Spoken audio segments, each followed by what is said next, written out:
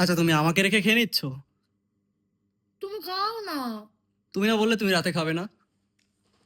যেখানে আজকে মাটন পেয়েছো তাই না? যেখানে মাটন সেখানে আমি স্যাক্রিফাইস হ্যাঁ, করতেই আজকে পারবো মাটন না। পেয়েছো তাই আজকে আর তোমার ডায়েট শেষ। দেখো আজকে বাটার নান খাচ্ছে, মাটন খাচ্ছে, তাতে ডায়েটের কিছু হবে না।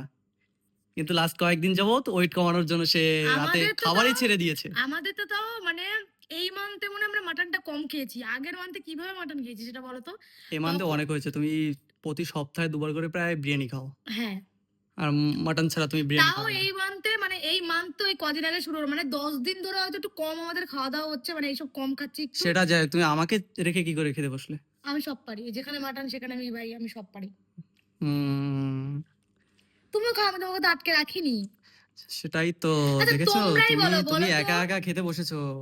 খাওয়াটা হচ্ছে বাঙালিদের একটা ইমোশন। তাই বলে একা, একা আমাকে তো বললেও না একবার। তুমি তো গেছিলে ওয়াশরুমে, আমি কি আমি করে ফ্রেশ বলবো? হতে গিয়েছি আর তুমি এর মধ্যে খেতে বসলে। তুমি খাও।